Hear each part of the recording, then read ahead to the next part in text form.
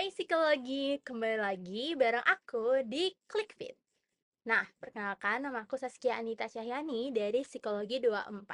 Dan hari ini kita akan membahas materi tentang psikologi perkembangan di semester 2.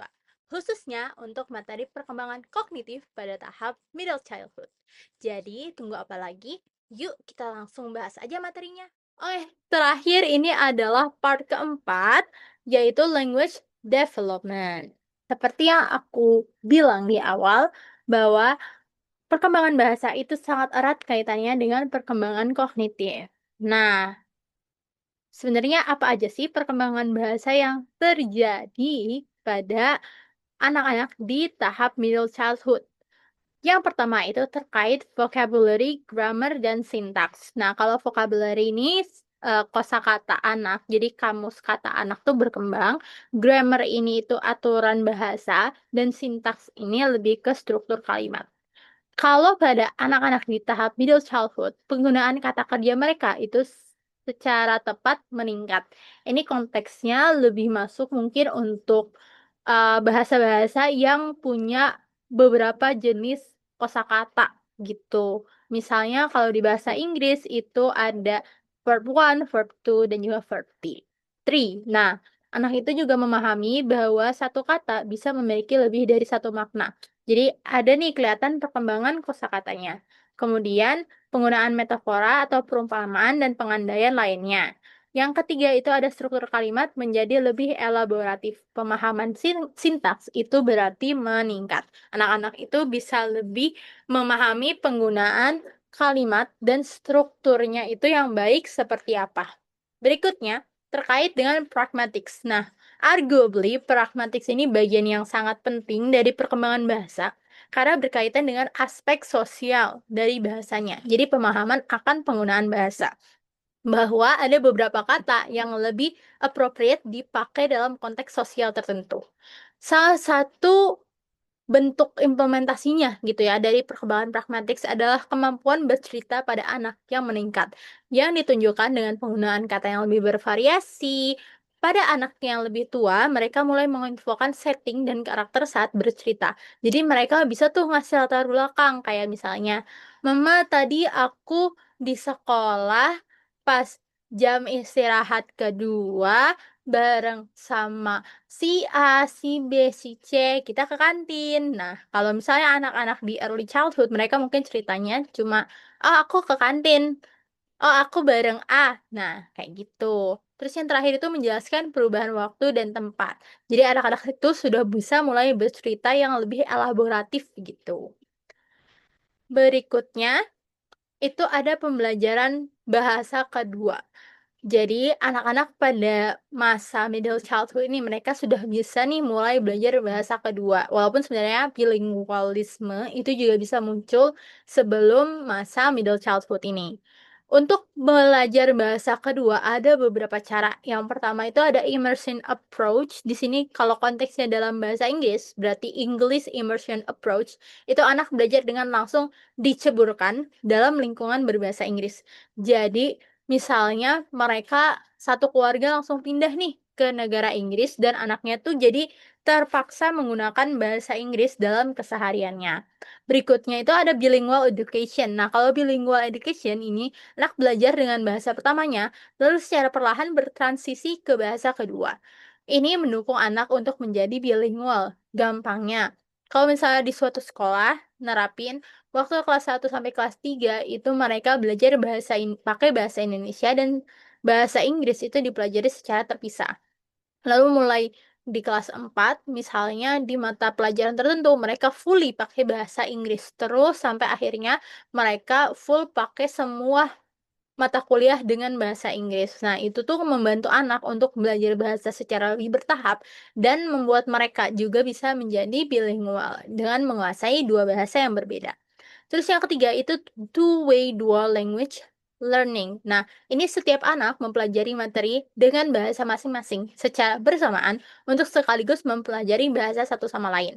Gampangnya, misalnya ada anak dari luar negeri yang cuma bisa berbahasa Inggris, dan ada anak dari Indonesia yang cuma bisa berbahasa Indonesia. Materi itu diajarkan dengan bahasa masing-masing. Yang Indonesia belajar dengan bahasa Indonesia, yang Inggris dengan bahasa Inggris. Tapi mereka tuh dipertemukan dalam kelas, dan selama kelas itu mereka belajar dengan bahasa campuran sambil mereka mempelajari bahasa satu sama lain. Jadi yang Indonesia belajar bahasa Inggris, yang bahasa Inggris belajar bahasa Indonesia. Itu two-way learning. Makanya namanya two-way karena belajar bahasanya dua arah. Kalau bilingual education bedanya mereka tuh cuma satu arah. Biasanya emang pembicara bahasanya itu mayoritas yang bahasa kedua. Jadi nggak mereka tuh nggak saling mempelajari bahasa, tapi mereka memang belajar bahasa lain gitu.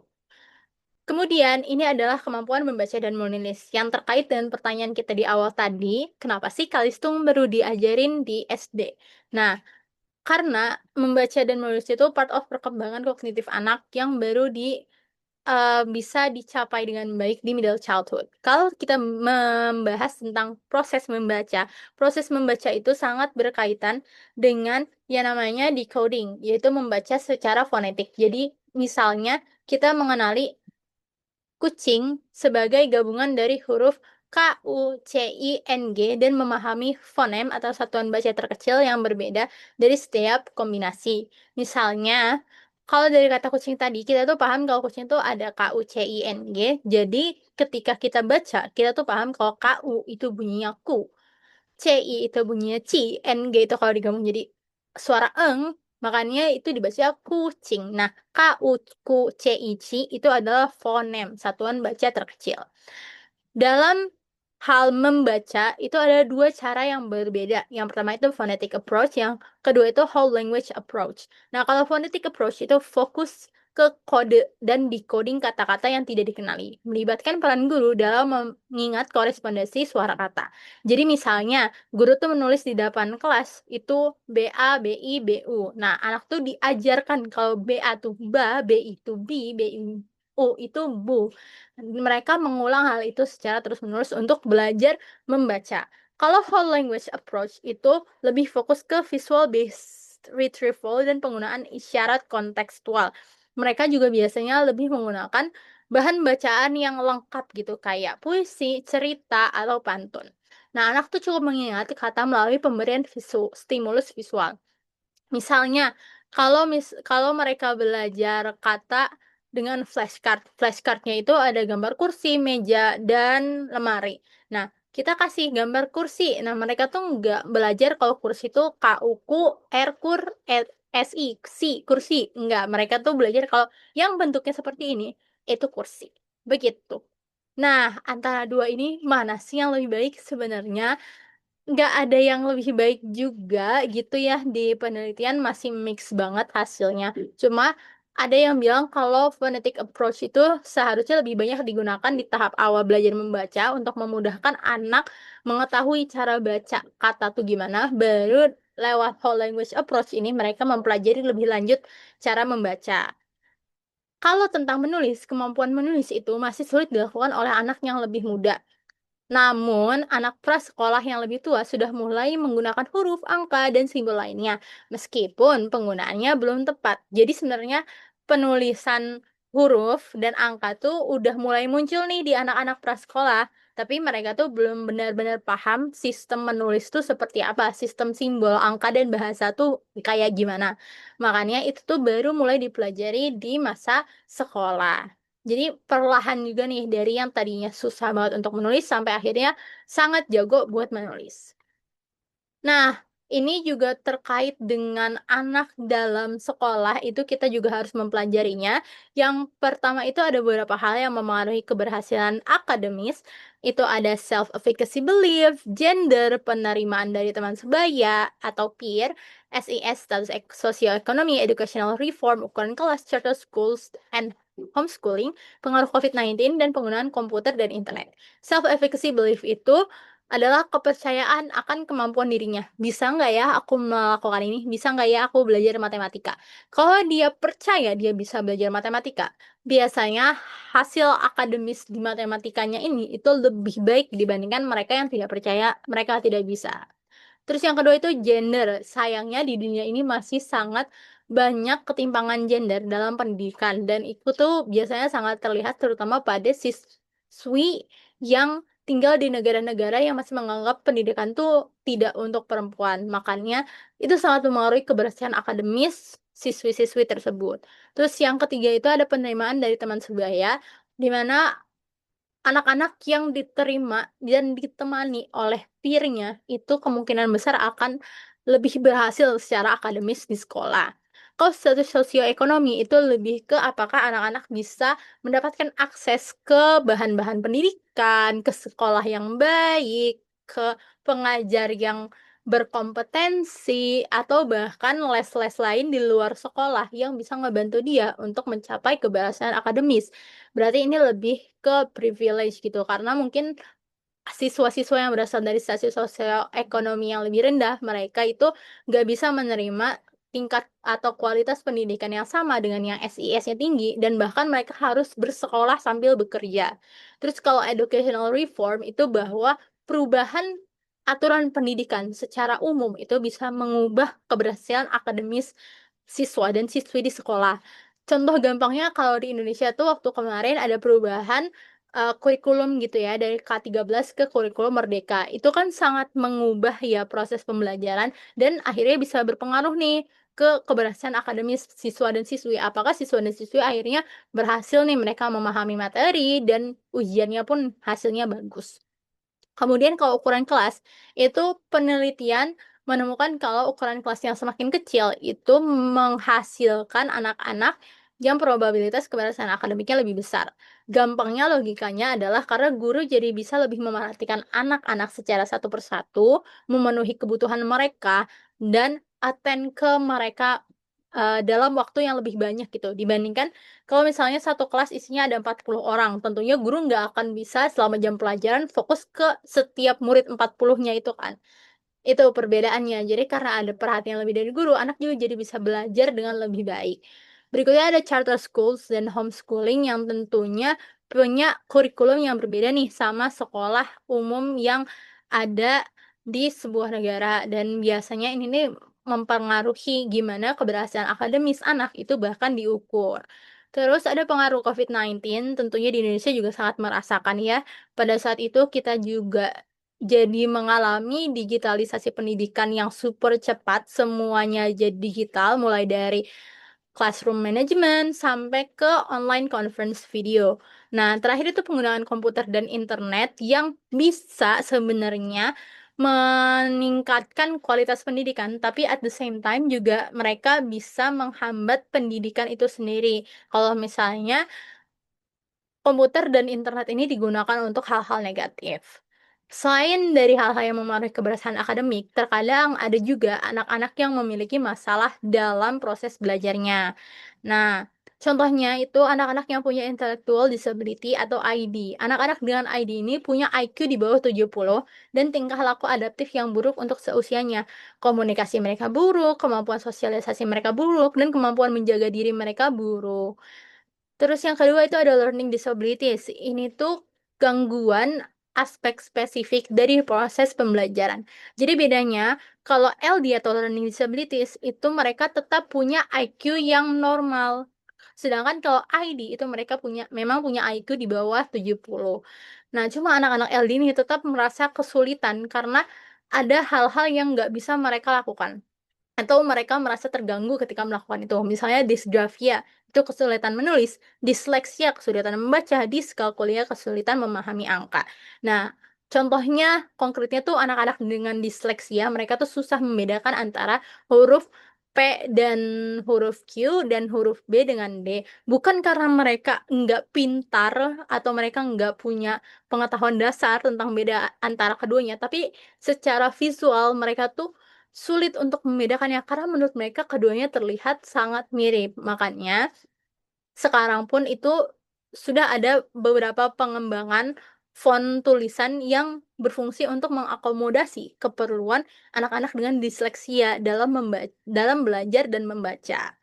Terus yang ketiga itu ada attention deficit atau hyperactivity disorder, ADHD. Nah, kalau ADHD ini itu bisa menyebabkan gejala inattention, distractibility, impulsivity, low tolerance for frustration, dan inappropriate overactivity. Overactivity. Jadi bisa dibayangin ya, mereka tuh anak-anaknya gampang terganggu dan juga sangat besar kemungkinannya mengganggu teman-teman di sekitarnya. Jadinya menyebabkan masalah nih dalam ruang kelas. Maaf, tapi bukan berarti mereka itu nggak bisa ditaruh di ruang kelas juga gitu. Karena berarti ada kebutuhan khusus nih yang harus bisa diakomodasi oleh gurunya. Terus yang terakhir itu ada gifted child. Nah, kenapa gifted child ini bikin masalah dalam belajar? Bukankah mereka adalah anak-anak berbakat yang bisa belajar apa aja? Jawabannya, justru karena mereka bisa belajar dengan cepat dan memproses informasi jauh lebih cepat dibandingkan anak-anak seumuran mereka, mereka ini akan lebih cenderung merasa bosan. Akibatnya apa? Nanti akhirnya mereka menurun motivasi intrinsiknya buat belajar. Mereka merasa, ngapain sih sekolah? Aku bisa belajar hal ini lebih cepat. Guru di sekolah cuma ngulang-ngulang materi doang, dan yang lain juga nggak bisa ngikutin secepat aku, jadinya aku males ke sekolah. Itu tentunya mendatangkan masalah dalam belajar tersendiri dan kita perlu mengakomodasi kebutuhan lebih dari gifted child ini. Caranya itu dengan enrichment programs atau dengan acceleration programs. Kalau enrichment programs ini kita memberikan misalnya kelas tambahan atau tugas tambahan setelah kelas utama supaya mereka tuh merasa terdorong, ter-challenge gitu untuk mengembangkan kemampuan mereka. Terus kalau acceleration programs itu program kelas percepatan gitu ya. Jadi mereka yang harusnya belajar materi itu dalam waktu 1 tahun, misalnya mereka memadatkan semua materinya dalam 6 bulan karena lebih bisa belajar dengan cepat kan dibandingkan teman-teman seusianya. Jadi mereka bisa lulus dengan waktu yang lebih singkat. Oke, itu tadi adalah seluruh materi kita hari ini. Tapi sebelum aku tutup, aku mau overview sedikit supaya kita tidak lupa dengan semua materi yang sudah dipelajari. Kalau misalnya kita lihat dalam slide overview ini, itu pertama ada konkret operasional adalah tahap perkembangan kognitif pada middle childhood yang lagi kita pelajari saat ini. Ada beberapa ability atau kemampuan yang berkembang pada tahap konkret operasional ini. Karena tadi konkret operasional itu pemikiran logis anak sangat konkret dan belum bisa abstrak. Tapi anak-anak tuh sudah bisa melakukan special thinking, karena special thinking ini biasanya lebih berhubungan sama hal-hal konkret yang bisa mereka lihat, bisa mereka rasakan. Terus habis itu ada cause and effect atau causality. Di sini hukum sebab akibat yang bisa anak sudah pahami dengan lebih logis. Categorization yang terdiri dari seriation, transitive inference, dan class inclusion. Terus ada reasoning atau penalaran yang kalau menurut Piaget katanya sih induktif untuk anak middle childhood, tapi penelitian terbaru buktiin kalau sebenarnya diduktif juga ada dan bisa dilatih gitu. Terus ada conservation, anak sudah mulai paham kalau misalnya ada beberapa hal yang mungkin penampilannya akan berubah, tapi secara kuantitas mereka tetap sama. Nah, di situ juga ada horizontal decalage yang dijelasin sama Piaget. Kalau anak-anak di middle childhood itu masih belum bisa mentransfer pengetahuan dari satu aspek ke aspek lainnya.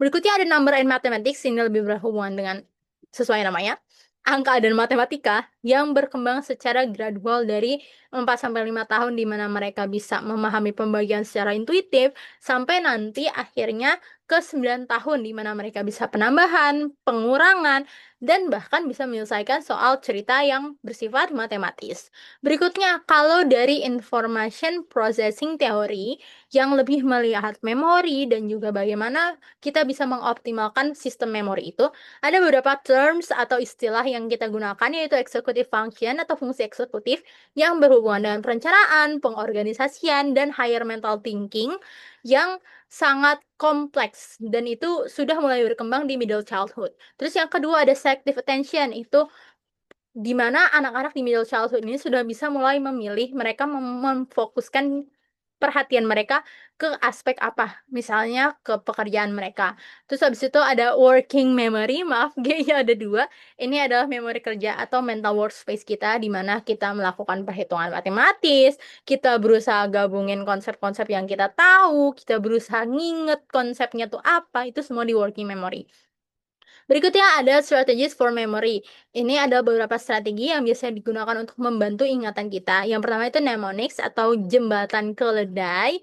Terus abis itu ada external memory aids, di mana kita membantu ingatan dengan menggunakan hal-hal atau benda di luar tubuh kita.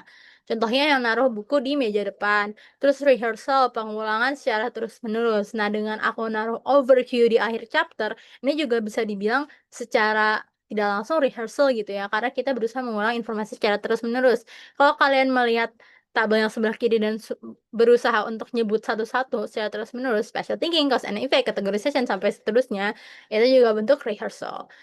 Terus organization ini mirip dengan categorization, di mana anak tuh bisa mengelompokkan informasi untuk membantunya lebih mengingat. Misalnya, mereka mengingat ciri-ciri tadi tentang citah dengan mengkategorisasikannya, mengorganisasikan citah itu di kelas yang sama dengan kucing yang mereka punya di rumah. Mereka sama-sama punya kaki empat, punya telinga, dan punya bulu serta pattern yang unik gitu.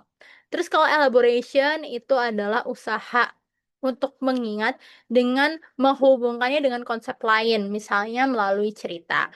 Nah, terakhir itu ada pendekatan psychometrics. Kalau pendekatan psychometrics ini lebih berfokus ke pengukuran ya. Pengukuran kognitif itu ya fokusnya ke inteligensi. Dia ada yang melihat inteligensi secara tunggal, ada yang melihat inteligensi secara majemuk. Kalau secara tunggal itu common task-nya itu misalnya WISC, Wechsler, tadi itu juga sebenarnya ada yang versi adults kalau teman-teman mau cari tahu, tapi untuk middle childhood itu pakai yang WISC. Terus ada Stanford Binet Intelligence Scale. Nah, pandangan lain itu mengatakan kalau intelijensi dibagi jadi beberapa jenis, dia bersifat majemuk. Ada yang Gartner Theory of Multiple Intelligence dan juga Sternberg Hierarchy yang ngebagi intelligence jadi 3. Sedangkan kalau Gartner 9. Nah, terakhir, kita juga bahas tentang language development and children in school. Children in school tadi yang bahasannya lebih ke hal-hal yang memengaruhi keberhasilan akademik di sekolah sama masalah-masalah dalam belajar. Dan kalau language development itu tadi perkembangan di vocabulary, di grammar, di syntax, dan juga di pragmatic, serta proses membaca dan menulis. Tadi children in school, masalah dalam belajar ada apa aja? Ada intellectual disability, ID, ada sorry, learning disabilities, ada LD, ada ADHD, ada gifted children. Nah, itu juga perlu diingat ya, karena semua itu berkaitan dengan perkembangan sistem kognitif pada anak. Oke, mungkin kalau dari aku segitu dulu aja tentang materi perkembangan psikologi perkembangan, terutama di perkembangan kognitif pada anak di tahap middle childhood. Mungkin kalau teman-teman mau belajar lebih lanjut, bisa coba baca-baca bukunya lagi, dan mungkin bikin flashcard atau mind map sesuai dengan cara belajar teman-teman. Karena psikologi perkembangan itu sangat menyenangkan, apalagi kalau misalnya teman-teman bisa mengobserv secara langsung contoh nyatanya di sekitar teman-teman, misalnya dengan ngelihat anak tetangga, adik teman-teman sendiri, itu akan lebih membantu kita dalam belajar dan memahami konsepnya. Itu aja dari aku, semangat belajarnya, dan good luck untuk kalian yang mau ujian. Terima kasih.